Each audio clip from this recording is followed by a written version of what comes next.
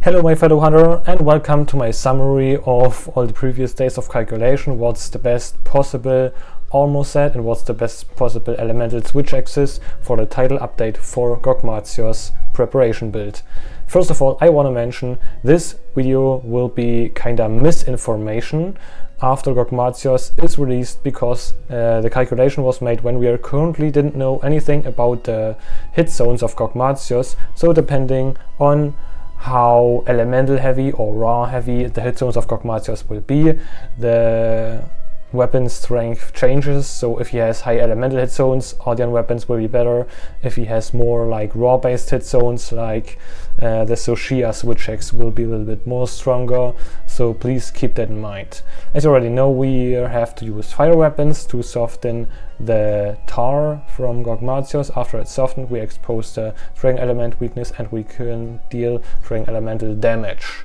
I already told you in the previous video that the best possible armor set you can use is Lagia Cross Radau combination with not too much trigger, because it has not too much triggerable skills. I already made a few videos comparing to elemental absorption build with convert element, Scorcher combined with White Flame, and it seems at the end, compared to all the other builds, that the Lagiacre build, how I personally call it, is like 5 up to 8-9% stronger than all the other builds, and that's why I'm also using this build. Also, I included the amped up time of the weapons, so that means, for example, if I always use power prolonger 3, so maximum my power fire can stay in the amped state for 65%, I calculate for elemental fire like for 80%. I already calculated in the previous videos, which is this Morph episode 108 for fire, and for dragon elemental switch axe Morph episode 109. If you want to get more details about this, you can check out these two videos. So this video is just going to be a short summary. In this table you can see for every switch axe the best optimal skills, aimed with a goal with 150 hits of white sharpness. That's why Dashaguma, for example, is here a little bit more worse. And you can see here that for fire elemental switch axe, Artian is currently by far the best choice, because it's like 4% DPS stronger than Ertalas. Main reason is the long time it stays in the non-amped state. And for dragon elemental switch axe, it's extremely difficult currently to say, because it highly depends on the elemental hit zones. Artian switch axe is a lot more comfy, giving you a lot more sharpness, a better time window in the amped state, and Soshia is mathematically currently stronger, but letting you, as you can see here, a long time in the non-amped state. And yes, so currently prepared two different builds, depends on your charm. As you can see already in this table, how strong or weak every single switch axe is with optimized combinations.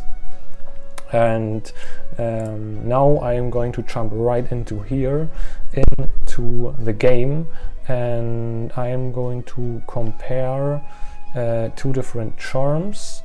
I currently know which is it should be these two. Yes, so submenu. On the first set, I personally prefer to use both Artian switch axes because of the sharpness management and the long time in the amped state.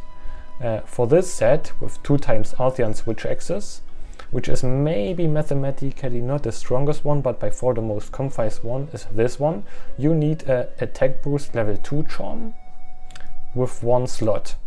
But if you didn't have that 1 slot, it's not too big problem, because at least we can get attack boost level level 5. And yes, so attack boost 2 is by far the most important thing we need. And these skills I got additional as rolls, which fits very great to the switch axe. And the second build is Mundus Aldus Fire Switch Axe, because it's by far the strongest fire switch axe, and the Soshia Dragon Switch Axe with Power Fire. Unfortunately, the Soshia Switch Axe has pretty bad slots, so we can't squeeze in that much skills as for Mundus Aldus, but it's still doing a little bit more damage than the Mundus Aldus switch axe.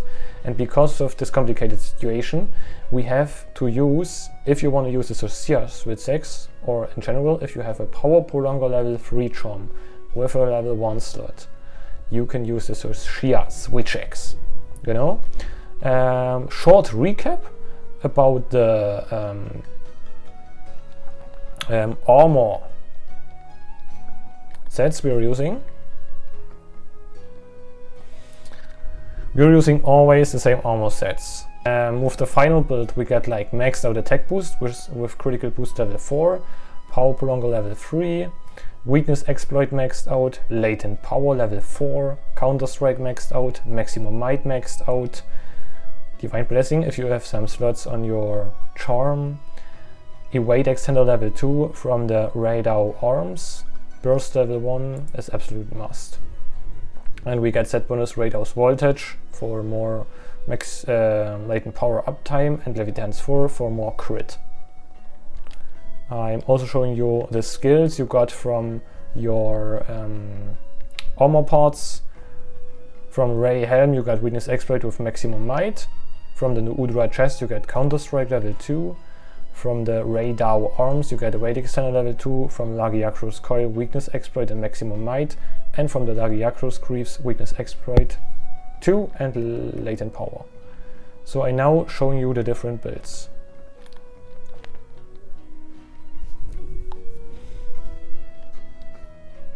Like I said, on the armor parts are always the same decorations. So on Ray Sandhelm you have a chain jewel, on the new Udra chest 2 throttle jewels, on the radar gloves a throttle jewel and a tenderizer jewel, on the Lagiacro's belt a counter and a mighty jewel. I also added a dive jewel to escape one-hit KO attacks, which is called Unlock Skill Leap of Faith. And Lagiacro's legs we have 1 protection for divine blessing. So now I'm showing you the different sets. The first set is 2 elemental phials. For this maybe you need a little bit time or a little bit luck because of the infusions.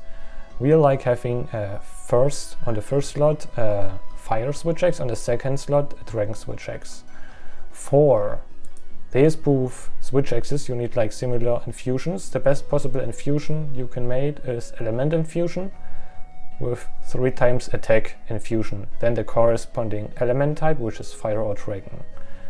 And for the reinforcement bonus you need 3 times attack and 2 times sharpness boost, which is by far the best one.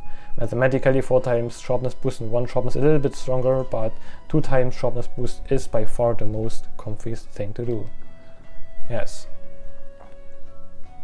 I already told you the skill levels we have, so I just showing you the decorations. On both Mundus Aldus switch axes you need the Enhancer / Handicraft, or maybe another Enhancer / Elemental Attack jewel.